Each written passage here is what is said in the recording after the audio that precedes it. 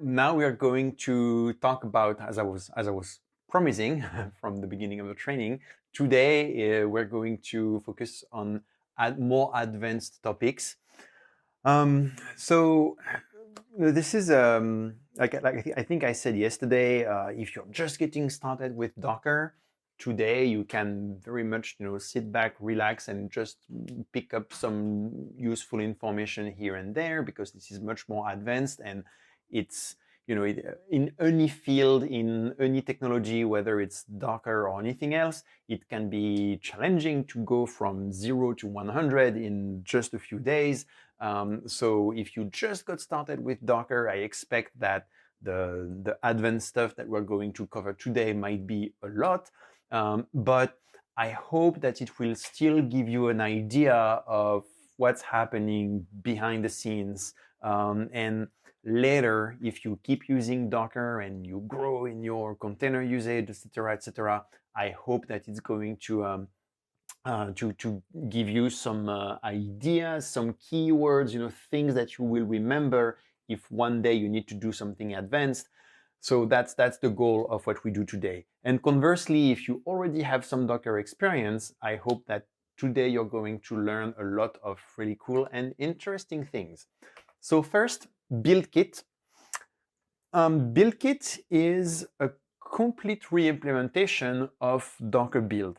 But it's way more than that. The metaphor I gave you, I think, on Tuesday was that BuildKit, it's a little bit like when you go from a car with a combustion engine to a car with an electric engine. The interface is the same because you still have like a wheel and pedals, and it's still a car. It drives the same way, but the implementation is completely different. So that's same thing with BuildKit. You can use BuildKit to build container images, and it's going to behave pretty much the same way, but there are so many things that change behind the scenes, and in particular, so many improvements that it's really, it deserves its whole section. First, it's not that new. Sometimes folks might think, oh, I don't know if I want to use that new beta technology. No, BuildKit has been around for 5 years at this point. It's been integrated in Docker for 5 years, 4 years, excuse me, since 2018.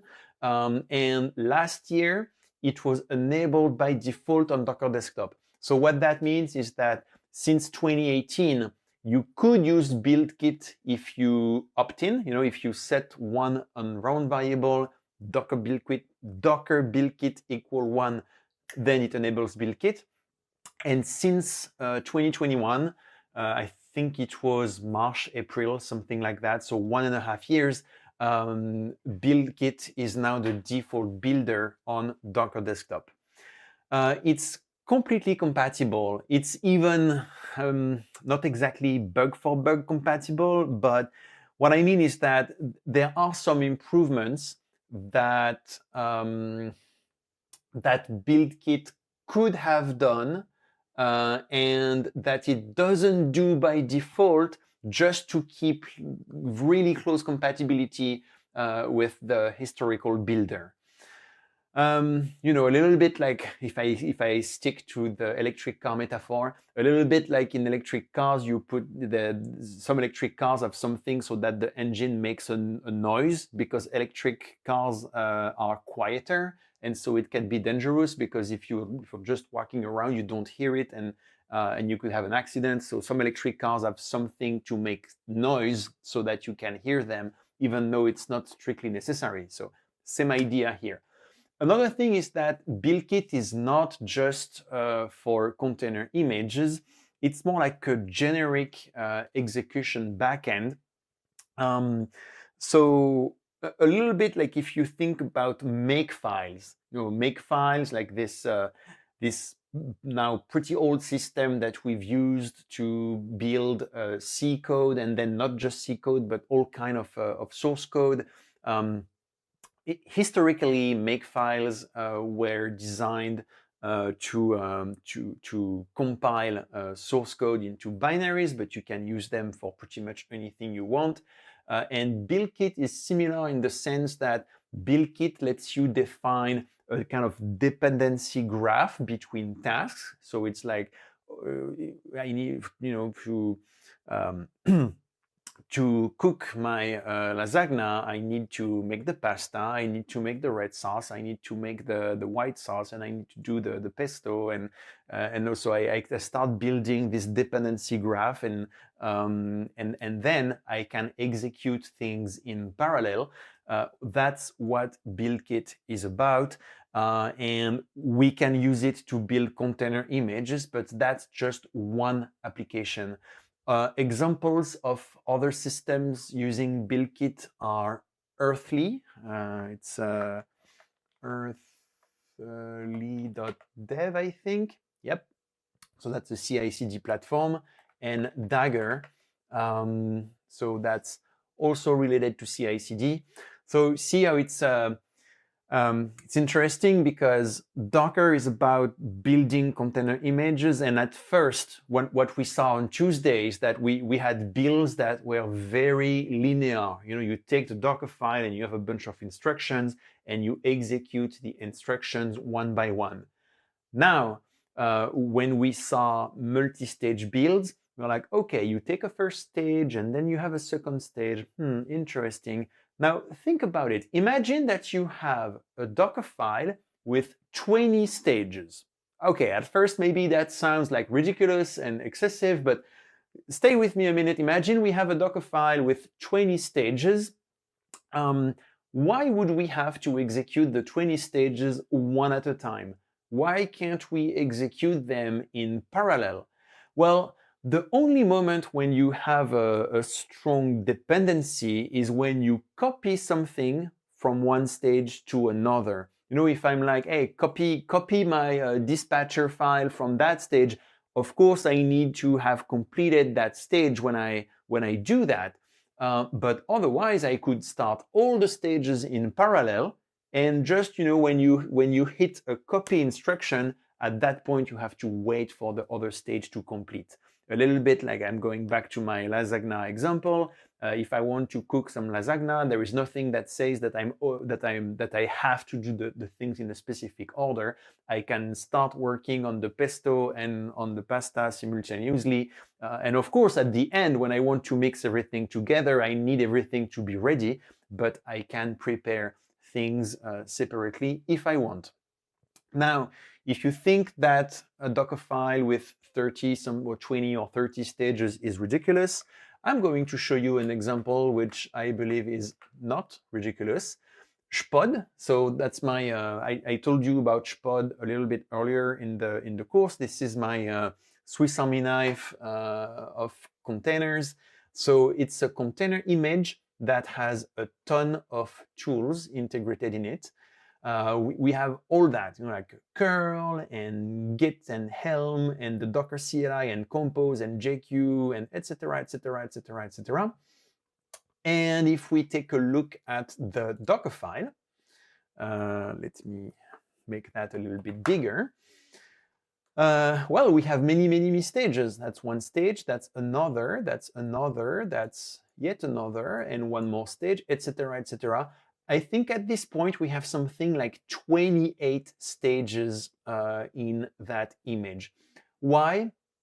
Because we have, I don't remember the exact numbers, but let's say we have 25 tools in this image. So what we do is that we build or we install each tool in a separate stage.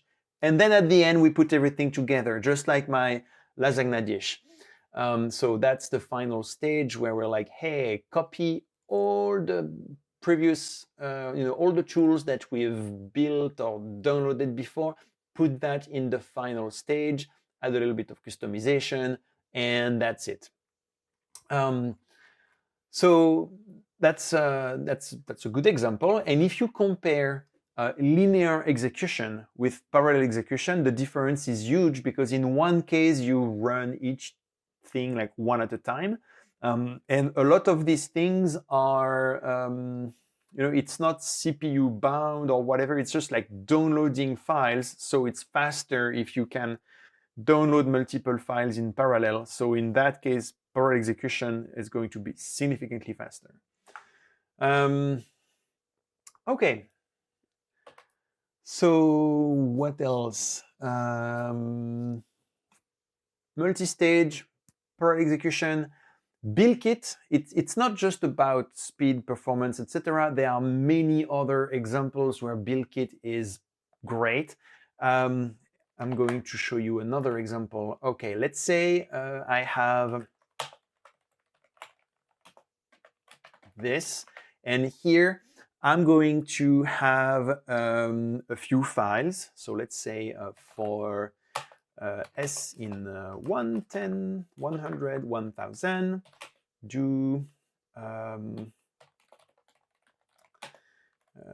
OF equal file dot $sm count equal $s bs equal 1 meg, done. Okay, so I'm just creating 4 files, 1M, 10M, 100M, 1000M, and these are 1 megabyte, 10 megabyte, 100 megabytes, and 1 gigabyte. Now I'm going to a little Docker file from Alpine, and I'm going to do copy big file dot 100 megabytes dot. Pretty simple. Oh, sorry, it's not big file, it's file. An example of a situation like that would be, let's say I'm working on a machine learning environment and I have a bunch of maybe models or like some data set like that I want to bring into my container, but I don't want to bring everything. I just want to bring that file. Maybe that's the medium-sized model, and I don't need the other files in my container. All right. Let's see what happens if I docker build dot. So here I'm using the old style Docker builder. And see, that's kind of interesting. It says sending build context to Docker daemon, and it's sending all the files, even if we're not going to use them. Okay? Let's maybe tag example old. See, and now each time I build, it's going to resend the whole build context to the Docker engine. Even if I do the best Docker file in the world with multi-stage, etc., each time I do a build, the first thing is send everything. That's not great. Even if the final image is just 100 megs and change, right? Now let's see what happens with BuildKit. Docker build kit equal 1 and build. I don't know if you noticed, but it was able to start the build right away. It didn't need to copy all the files to the Docker engine. It's like, nope, let's start right away. I'm copying just the Docker file. And then when we need a file, then we transfer that file. So big savings. Even better, if I try to build again, it's even faster because it's able to recognize I don't need to send that file again. So big difference, 2 levels here. First, BuildKit only transfers to the Docker engine the things that need to be transferred. So if you have a big messy repo with tons of files and it's a whole mess in there, and you're kind of struggling with Docker ignore and things like that, BuildKit is going to be super helpful with that. And the second level is that even if you're copying big files to your container, BuildKit will make that faster because it will recognize, oh, the file did not change, so I don't need to copy it again. All right. So that's, even if you don't do multi-stage, even if you don't want the other nice features of BuildKit, Just that alone, in my opinion, that's a good enough of a reason to switch to BuildKit. What else? If you are more on the, let's say on the platform team, you know, if you are among the folks who write the CI/CD pipelines and etc., good news for you as well. BuildKit can run in normal containers. That's a small detail, and I didn't mention that at all yet. But when you want to build Docker images in a CI/CD environment, there can be some interesting challenges here. On most CI/CD platforms, whether it's GitHub Actions or Circle CI, Travis CI, etc., your build is going to happen in a small ephemeral VM, a temporary VM, and that VM will very often have Docker there, so you can Docker build, it's fine. Now, if you're running your build infrastructure yourself, the story might be a little bit different because you may or may not have something to spin up a VM for each build. You might have a cluster, maybe it's a Kubernetes cluster, maybe it's something else, and how are you going to build things in that case? With the older builder, the situation is not great. I'm not going to dive into the details, but I'm just going to say not great. With BuildKit, you can build in normal containers, and in particular, it means you can easily build on Kubernetes clusters in Kubernetes pods. So again, if you're not in the business of building pipelines for other folks, this probably doesn't matter to you. But if you are in the team that is in charge of CI/CD, etc., that's great news for you. Okay, I talked about parallel execution. How do I switch BuildKit on and off just with one environment variable like this? Another thing is that BuildKit adds support for multiple architectures. What is this about? Well, the huge majority of servers out there are Linux Intel 64 bits. Not all of them, but it's a majority that is big enough that if you're launching a product for servers, if it only works on Intel 64 bits, you're fine. A little bit like a while ago, if you launch a product and it's only on Windows, you're fine because the majority of the market was there. Well, today, if your product only runs on Windows, it's going to be pretty different because lots of people use Macs and Linux, and there is some interesting dynamics because typically the folks who use Macs, even if it's a small percentage, they are more likely to pay for a product. So it might be interesting to target these folks. So anyway, in the server market, almost everything is Linux 64 bits. But this is changing. This is changing in multiple ways. You have Raspberry Pis. Okay, usually when I do this, I show Raspberry Pi, but I don't have one here. But you have Raspberry Pis, for instance, that are ARM 32 bits. The newer Raspberry Pis are ARM 64 bits. You have the new Apple CPUs like the M1, the M2. These are also ARM 64 bits. So what's the story with Docker here? Folks have been using Docker on these machines like almost forever because there is nothing specific to Intel 64 bits in Docker. Docker is just Go code that runs on Linux. So if you have a Linux machine with a Go compiler, Docker will work. Now, Docker works, but you still need to have the images. Like let's say I have a new CPU coming from whatever weird parallel dimension. It runs Linux, and I have a Go compiler. Yes, I can compile and run Docker, but I still need to have all the images. So back in the days, like 5+ years ago, what folks did is that you had some kind of, let's say, parallel images. You had images named something like Ubuntu Raspberry Pi or something like that, or Ubuntu ARM7L, etc. So this would be an image that would work on a Raspberry Pi, but that would not work on a regular Intel 64-bit machine.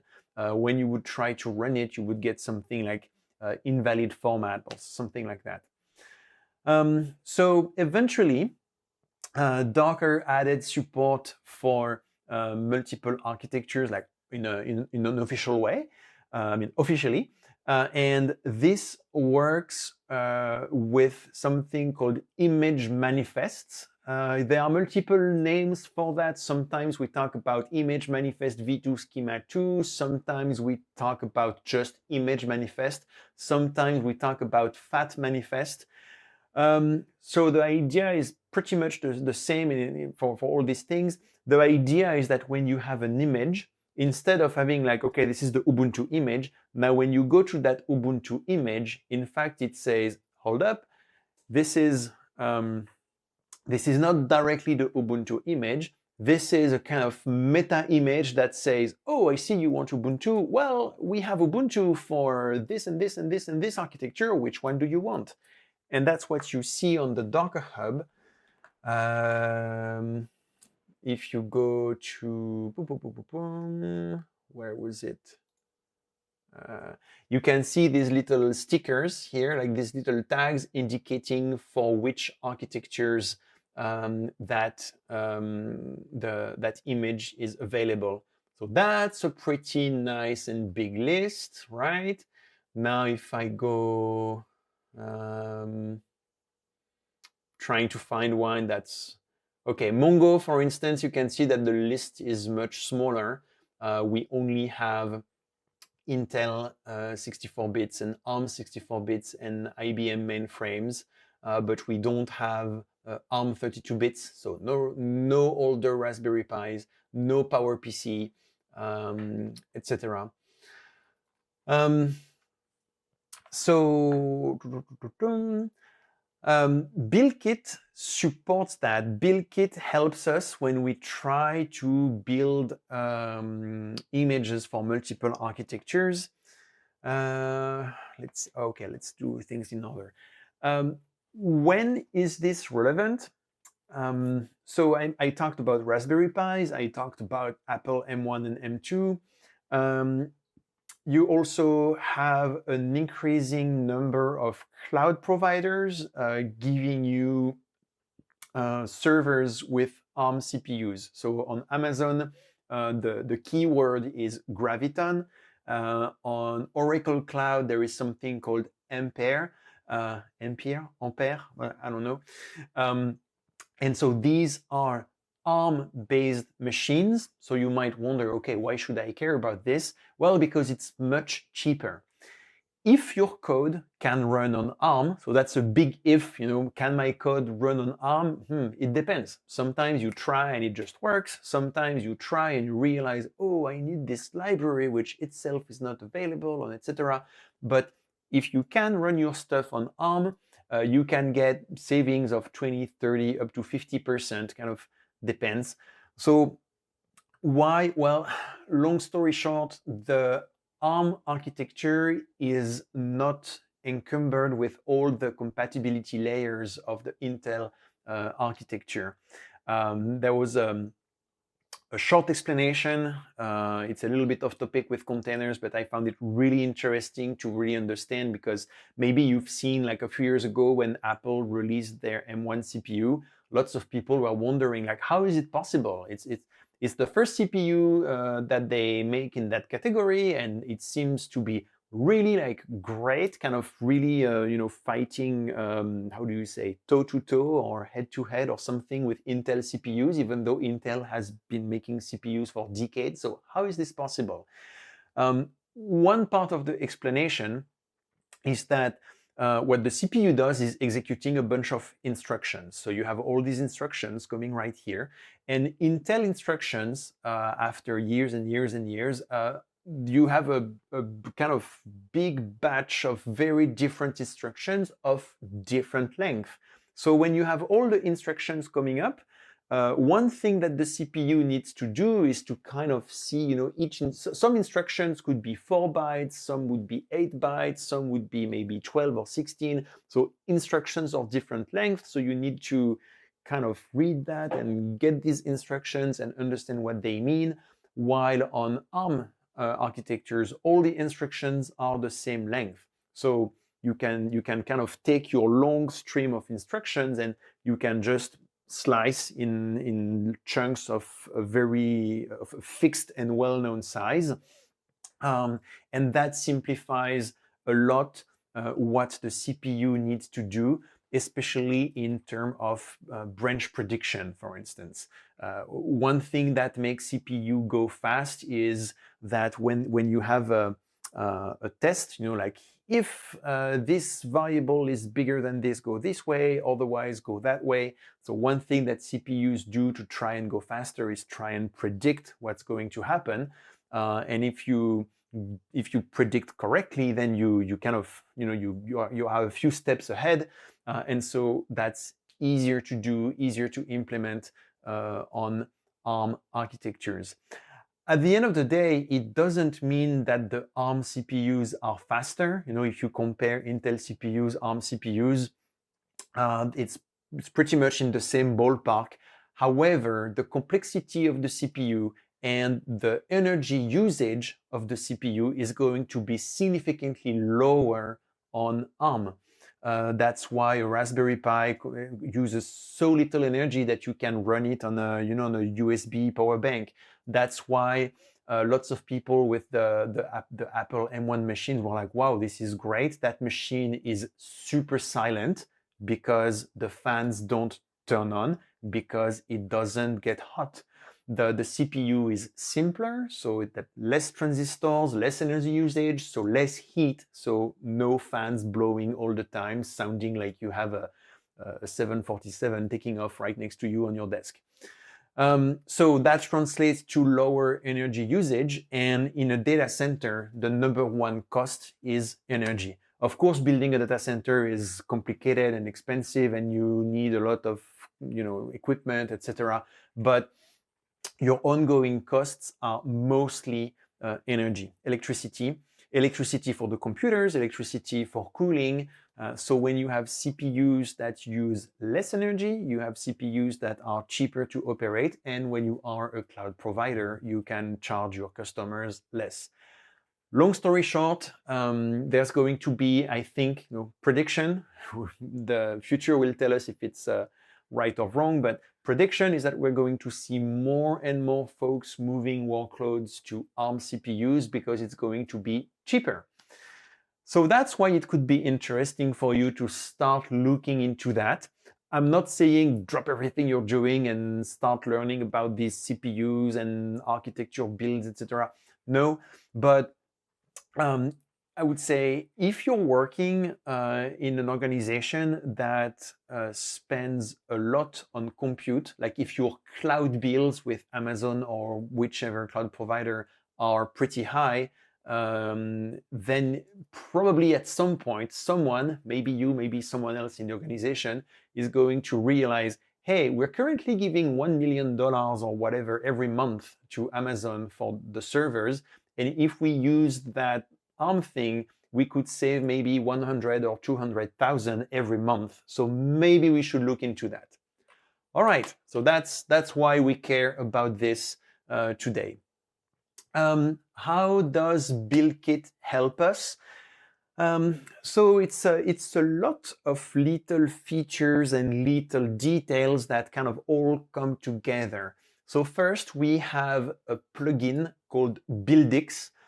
So when you do Docker Buildix, this is going to call the Buildix plugin. So it's an extension for Docker, and it offers a build command, which is exactly like the normal Docker build, except you have this extra flag here, --platform, and you can say, I want to build my image on all these platforms. So instead of building for my local platform, like usually Intel 64 bits, I want to also build for these other ones. So that's the first thing. So what kind of work do we need to do if we go there? Well, I have some examples because I did it for that SPOD image I was showing you earlier. So can we do a little before after? So some examples of pitfalls and traps and problems that you could have in Docker files. In that Docker file, here you can see we have some hard-coded architecture information. We had something that would download the Docker Compose program for x86-64. So that's a code name for Intel 64 bits. So that's not good. Same thing here, AMD 64, also hard-coded architecture, not good. Here, static binaries i386, also not good. And so on and so on. If you go and scroll through that Docker file, it's a party of errors and problems, hard-coded architectures. Now, if we look at the refactored version, you can see that all over the place we have these tags that I've put here, like uarch and goarch and WTFarch, etc. And then I have a little script that replaces that with the right version. So when you build for Intel, it's going to put x86-64 or AMD 64. If you are on ARM, it's going to put ARM64 or AArch64, etc., etc. One difficulty, one particular challenge is that there is no common standard for these architecture codes. I think I have that in the slides a little bit. Where is it? Where is it? Where is it? Where is it? Yeah, so we have at least two standards or two conventions. So for instance, you have the with Go, the architecture is going to be ARM, ARM64, 386, AMD 64. The same architecture, but shown by the Linux kernel, if you use uname-m, that's going to be ARMv7l, AArch64. Like these four strings correspond to the same thing as these four strings here. So you might wonder why do we have two different things? Well, because programmers can never agree on which standard or which convention to use.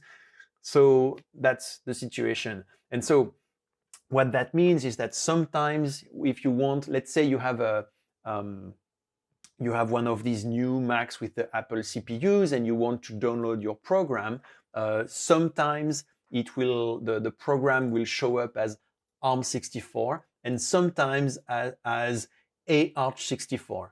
That's just the way it is. So in your Docker files, you will need to have a little bit, of if, else, case, etc. to get the right files, put them on the right place, etc. Now, some other considerations. When you build for other architectures, there are some interesting problems when you need to compile a program, because by default, if I use the C compiler or the Go compiler and I compile a program, I get a program for my machine. If I want to compile something for another machine, like for instance, I'm on my Intel machine and I want to build a program for a Raspberry Pi, then I need to use what we call a cross compiler, because imagine like you have your architectures and you draw a cross to say like this one builds for that one and that one builds for that one, so cross. So we need a cross compiler. So we have three strategies. Like let's say that I want to make Docker images for Intel machines, but also for Raspberry Pis or for Macs with the new Apple CPU. The first option is to do native builds. So that means that I'm on my desk or in my data center or in my cloud, I'm going to have Intel machines and Raspberry Pis and Apple CPU Macs, and each is going to build its own images. When I want to build the Raspberry Pi image, I build it on the Raspberry Pi. When I want to build the image for the Mac with the Apple CPU, I build it on the Mac with an Apple CPU. Advantage of this method is that it's simple conceptually, except it requires that I have these machines available. Now instead of just having my Intel servers, I need to have a whole bunch of machines, and that's not always possible. So that's option one. Option two, we can do emulation. We can have virtual machines. So on my Intel machine, I can have an emulator to emulate a Raspberry Pi or to emulate a Mac with the Apple CPU. So that's another strategy. The advantage is that I don't need to have special hardware. Now the downside is that it's going to be much slower. Sometimes it's just a little bit slower. Sometimes it's like very, very, very much slower. Just to give you an example, I'm trying to remember for that SPOD image I was showing you, building on a pretty fast Intel machine. The native build would maybe like be 2 minutes. The emulated build for another CPU would be 20 minutes, 10 times slower. So 2 minutes, 20 minutes, you're like, okay, that's it's not great, but we can still do it. Now, if the build goes from 2 hours to 50 hours, now that's at some point you cross a line where it's getting too long and you really need to do something. So that gets us to the last option, which is to do cross builds. So find a way for my brave Intel machine to produce programs, binaries for the other architectures. And now that's a whole Pandora box of snakes here. Depending on the language and the frameworks that you use, this could be extremely easy or extremely hard. If you work with Go, for instance, all you have to do is set 2 environment variables, Go OS and Go Arch, and Go is going to happily produce binaries for the other platform. This is one of the amazing kind of killer features of Go, the fact that you can cross-compile so easily. So that's one possibility. But sometimes it will also be incredibly hard. If you are compiling C code, I think it would be medium hard, because it's not just like set a variable and you're done, but there is a little bit of setup to do. And in some circumstances, in some scenarios, it might be extremely hard because the tool chain, the language that you use just doesn't have support for cross-compilation. Okay. One thing that can be interesting to know is that we have something called binfmt-misc. This is when you want to go the emulation route, and it's kind of magic. Honestly, it's you take a program that's been built for a Raspberry Pi, and you run it on your Intel machine. And what binfmt-misc does, so binfmt-misc, it's something in the Linux kernel that you can enable and configure, etc. And once it's enabled, when you try to run your Raspberry Pi program, instead of telling you, oh, invalid execution format error, blah, blah, blah, it's going to recognize, oh, this is a Raspberry Pi program, so I'm going to run it in the emulator. Completely transparently. You won't even realize that this is a Raspberry Pi program, except it's going to be a little bit slower because of the emulation, but it's truly magic. So, for instance, I wonder if I could try and find like a Raspberry Pi image here. Raspberry Pi 3 Debian. Let's let's try this and see what happens.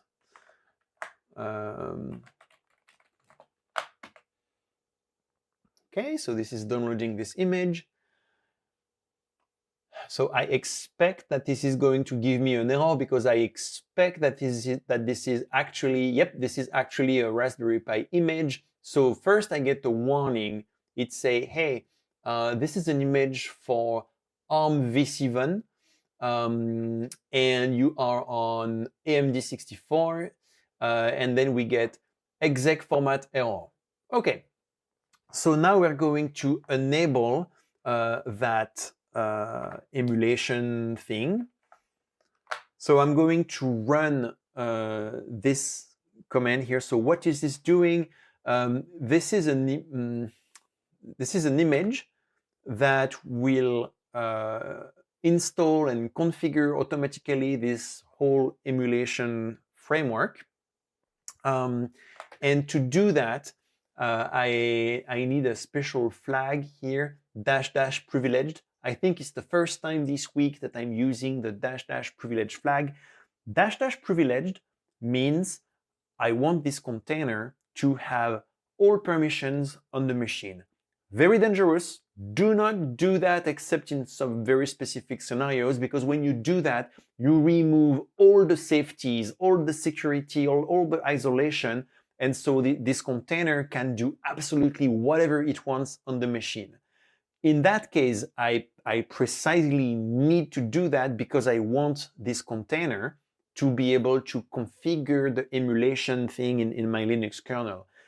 Okay, so now that I've done that, you can see it says setting up these emulators for these formats. And so we should see, yep, QEMU ARM static interpreter for ARM. Now I try to Docker run this. I still get, okay, let's try with -ti. I still, whoops, -ti bash. There we go. Okay, so I still get the warning because it's still telling me, hey, that's the wrong CPU, but the emulation kicks in and I can run this image. This is a Raspberry Pi image, but I can run it on this Intel machine. Now, what's interesting is that if I look at the processes running on the machine, okay, let's run top, for instance. So let's look at the processes running on the machine, and you can see like I can find my top process running in the container, but you can see that in front of that program, you can see QUS bin QEMU ARM static. This is the emulator for that program here. So this emulation mechanism, and also just to be clear, I'm going to disable it now. Poof. Okay. So interestingly, now that I've disabled it, if I try to, yep, see, now I can't execute programs anymore. Because when I try to run the program, normally there would have been the binfmt mechanism detecting, oh, this is an ARM program, so I'm going to use the emulator. But here it's like, no, I don't recognize that program and it doesn't work anymore. And if I try to restart the container, it doesn't work because I disabled emulation. So this emulation system, if at some point you start playing with Raspberry Pis and Macs with Apple CPUs, etc., this can be very useful to get started. And in fact, if you use Docker Desktop, this is going to be enabled automatically for you. So that's why if you are using Docker Desktop on Mac, Windows, or Linux, it's going to work out of the box.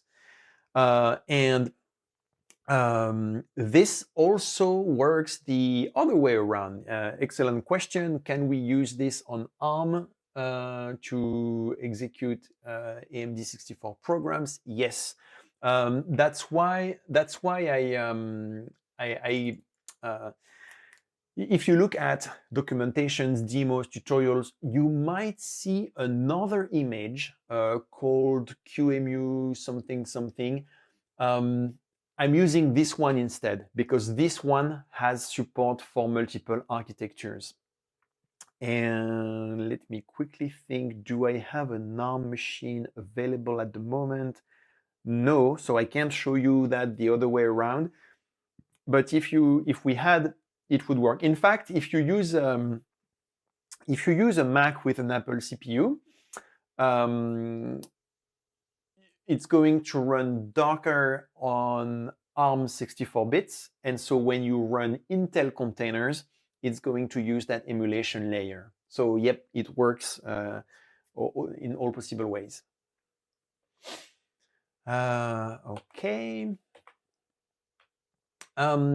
So cross compilation, I'm not going to flood you with details, etc. But if you want to take a look at what it's like to build multi-arch images, again, there is my SPOD image. Where is it? GitHub jptetzo SPOD. I'm going to put the link in the chat as well.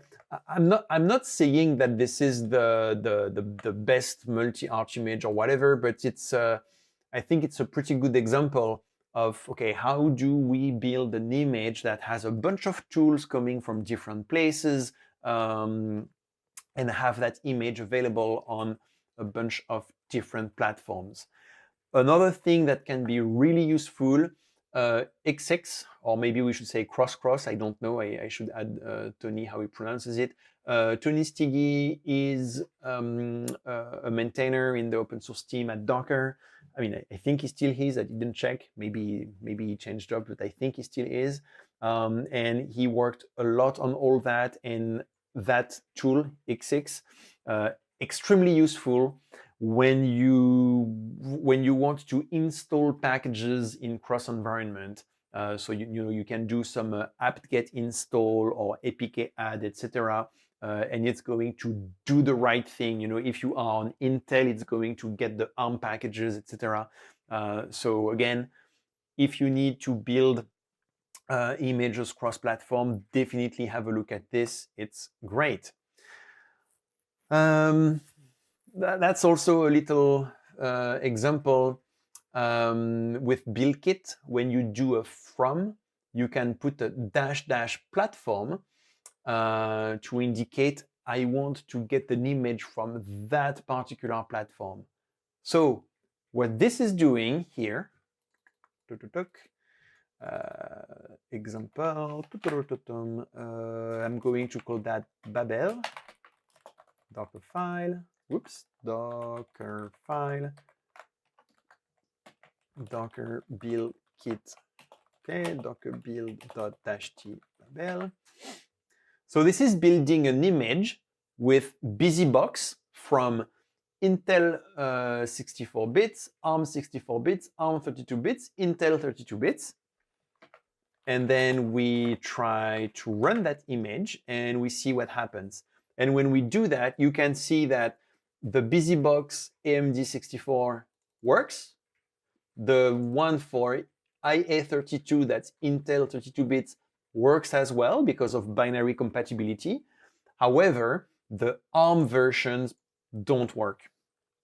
That said, if I re-enable emulation and now Docker run this, all the BusyBox executables will work correctly thanks to the emulation layer.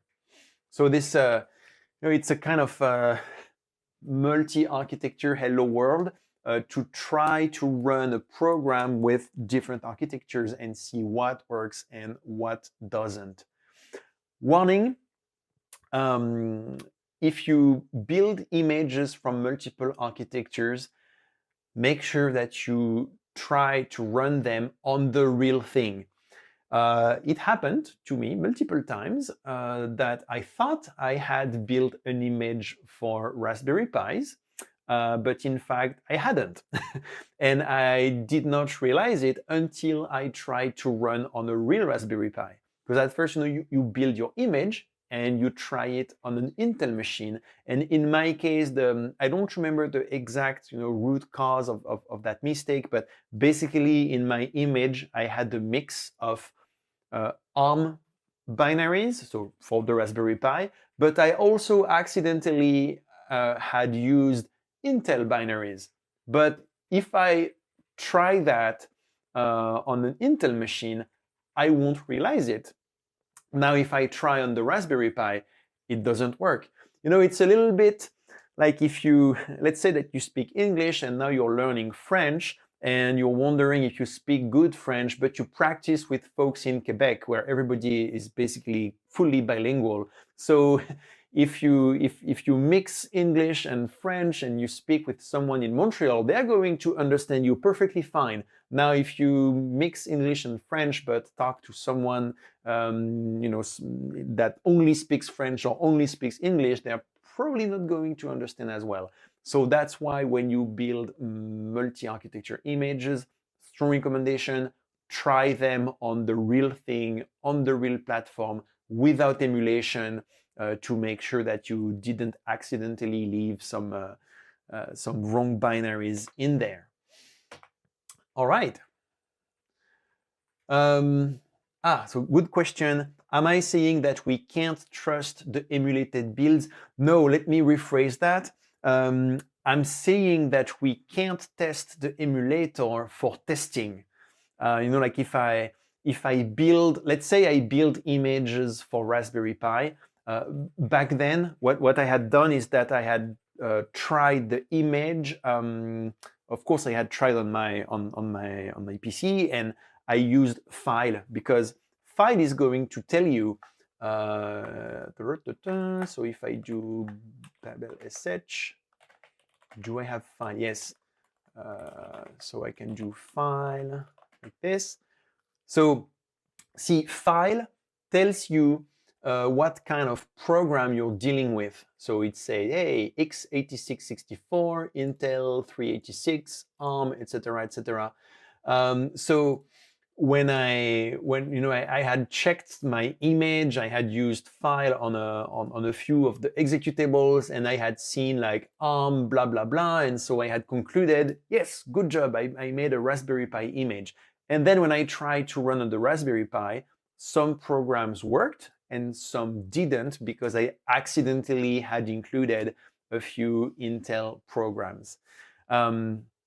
So I mostly trust the emulator to run my images, but I think the language example is kind of the right one. Like, again, if you speak to a bilingual person, they are going to fully understand if you mix both languages.